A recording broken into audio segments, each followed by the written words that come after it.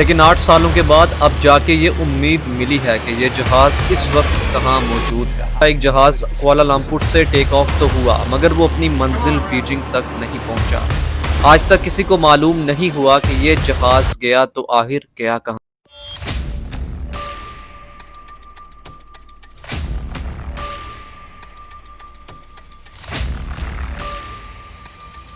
So came pouring out. Lost.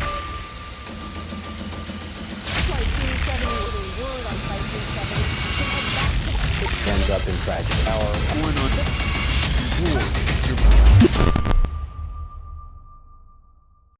8 मार्च 2014 को Malaysian airlines का एक जहाज़ कुआलालंपुर से टेक ऑफ तो हुआ मगर वो अपनी मंजिल बीजिंग तक नहीं पहुंचा। आज तक किसी को मालूम नहीं हुआ कि ये जहाज़ गया तो आखिर गया कहाँ। लेकिन 8 सालों के बाद अब जाके ये उम्मीद मिली है कि ये जहाज़ इस वक्त कहाँ मौजूद है। इस फ्लाइट में 2 पायलट, 10 केबिन क्रू और तकरीबन 227 पैसेंजर्स मौजूद थे, जिनमें से ज्यादातर पैसेंजर्स का ताल्लुक चाइना से था। दोनों पायलट्स का तजर्बा भी काफ़ी ज़्यादा था। उनमें से एक पायलट ज़ाहरी अहमद शाह ने 1981 में ज्वाइन किया था। उनकी उम्र तकरीबन 53 साल थी और उनका तजर्बा 33 साल का था। जबकि 27 साल का को पायलट फारिक अब्दुल हमीद, जिन्होंने 2007 में ज्वाइन किया था, उनका फ्लाइट एक्सपीरियंस तकरीबन 7 साल का था। अगर प्लेन की बात की जाए तो 11 साल पुराना ये बोइंग 777 जहाज था, जिसमें किसी किस्म की कोई भी प्रॉब्लम नहीं थी और ना ही पास्ट में ये जहाज किसी किस्म की मैकेनिकल या फिर इलेक्ट्रिकल खराबी का शिकार हुआ था। ये फ्लाइट चाइना और मलेशिया के दरमियान चलने वाली बिल्कुल एक नॉर्मल फ्लाइट थी, जो रोज़ाना 5 घंटे और 34 मिनट की परवास करके मलेशिया से चाइना या फिर चाइना से वापस मलेशिया आती थी। लेकिन 8 मार्च 2014 का दिन इस फ्लाइट के लिए बिल्कुल भी मामूली नहीं था। बेशक फ्लाइट को सिर्फ 5 घंटे और 34 मिनट तक ही फ्लाई करना था, मगर टेक ऑफ करने से पहले इस फ्लाइट में जरूरत से ज्यादा फ्यूल भरा गया, जिससे कि वो 7 घंटे तक फ्लाई कर सकी। ऐसा इसलिए किया जाता है कि अगर मौसम या फिर किसी और खराबी की वजह से जहाज को किसी और डायरेक्शन में ज्यादा देर के लिए फ्लाई करना पड़ जाए तो फ्यूल के शॉर्टेज की वजह से कोई मसला पेश ना आए। फर्स्ट पायलट ज़ाहरी टेक ऑफ करने से पहले और उसके बाद भी एयर ट्रैफिक कंट्रोल टावर से डायरेक्ट राब्ते में थे। Malaysian 370. Malaysian 370, Nampo radar, good morning, climb flight level 250. Morning, level 250, Malaysian 370. Take off करते ही जहाज ने अपनी डायरेक्शन साउथ चाइना सी की तरफ कर दी और ठीक 20 मिनट के बाद यानी रात के 1:09 पर जहाज में लगे ट्रांसपॉन्डर ने अपनी current GPS location Kuala Lumpur air traffic control tower के रडार को भेज दी। अभी तक तो सब मामूल के मुताबिक ही चल रहा था, लेकिन ठीक 10 मिनट के बाद यानी करीब 1:19 पर जब flight MH370 Malaysian air jurisdiction से निकलकर वियतनाम की एयर ज्यूरिसडिक्शन में दाखिल होने लगी तो कुआलालंपुर के कंट्रोल टावर ने आखिरी बार फर्स्ट पायलट ज़ाहरी से कांटेक्ट किया। दोनों ने एक दूसरे को गुड नाइट बोला, जिसका मतलब ये था कि अब फ्लाइट MH370 को वियतनाम की सिटी हो ची मिन के कंट्रोल टावर से कांटेक्ट करना चाहिए।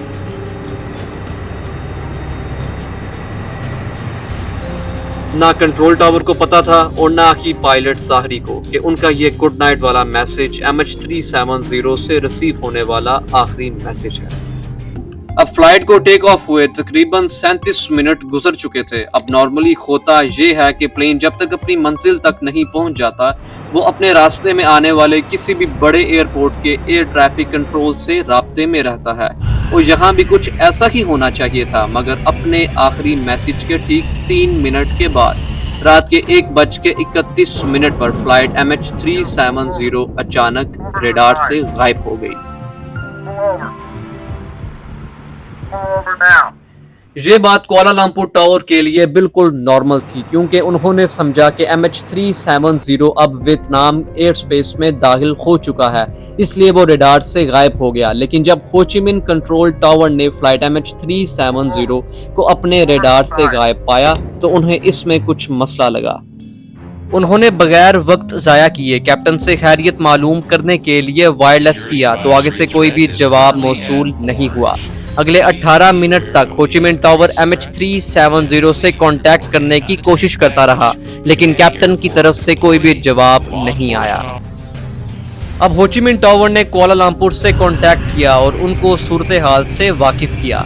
आमतौर पर ऐसे हालात में रेस्क्यू सेंटर को 1 घंटे में इन्फॉर्म करना होता है, मगर कुआलालंपुर टावर ने पूरे 4 घंटे के बाद एरोनॉटिकल रेस्क्यू कोऑर्डिनेशन सेंटर को इन्फॉर्म किया, मगर तब तक बहुत देर हो चुकी थी।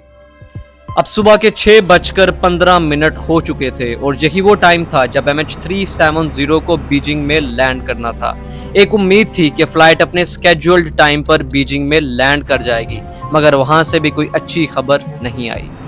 सुबह के 6:32 पर ठीक उसी जगह पे जहां से प्लेन गायब हुआ था, वहां सर्च ऑपरेशन शुरू कर दिया गया, जिसमें 7 कंट्रीज की 34 शिप्स और 28 एयरक्राफ्ट्स ने फ्लाइट MH370 को गल्फ ऑफ थाईलैंड और साउथ चाइना सी बॉर्डर पर तलाश करना शुरू कर दिया, लेकिन वहां प्लेन का कोई भी नामो निशान ना मिला। इस वक्त तक पूरी दुनिया को इस हादसे का पता चल चुका था। टीवी न्यूज, वेबसाइट्स और सोशल मीडिया सबके सब सिर्फ यही खबर दिखा रहे थे। इस दौरान कई मुल्कों की इन्वेस्टिगेशन टीम्स भी सर्च ऑपरेशन का हिस्सा बन गई। फ्लाइट MH370 का यूं अचानक रडार से गायब हो जाना किसी को भी समझ में नहीं आ रहा था। अगर जहाज समंदर में क्रैश भी होता तो कोई ना कोई चीज समंदर के ऊपर तैरती हुई नजर जरूर आनी चाहिए थी। अगले पूरे 4 दिनों तक ये सर्च ऑपरेशन चलता रहा, लेकिन कहीं से भी कोई भी अच्छी खबर नहीं मिली। मगर चौथे दिन एक खबर आई जिसने पूरे रेस्क्यू टीम ऑपरेशन को शॉक कर दिया। सिविलियन रडार से गायब होने के बाद जहाज ने चंद मिनट्स के लिए राइट पे जाना शुरू किया और फिर यू टर्न करके वापस मलेशिया आया। पूरे 31 मिनट के बाद जहाज ने मलेशिया के एक शहर पेनांग को क्रॉस किया और फिर मलाक्का स्ट्रीट की तरफ टर्न कर गया। इसके बाद MH370 ना ही मिलिट्री रडार पे शो हुई और ना ही सिविलियन रडार पे।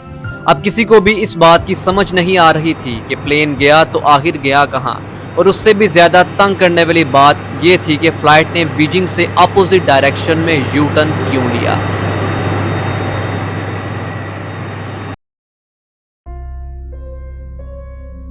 अगले कुछ दिनों के बाद एक और खबर मिली और उसने एक बार फिर से पूरी सिचुएशन ही चेंज कर दी। वो खबर ये थी कि प्लेन मिलिट्री रडार से तो 2:22 पर गायब हुआ, मगर एक सैटेलाइट ऐसी थी जिससे वो लगातार कांटेक्ट में था। ये बात बीजिंग एयरलाइंस के लिए बिल्कुल नॉर्मल थी। जब उनका अपना कम्युनिकेशन सिस्टम खराब होता है तो वो सैटेलाइट से कांटेक्ट करने की कोशिश करते हैं।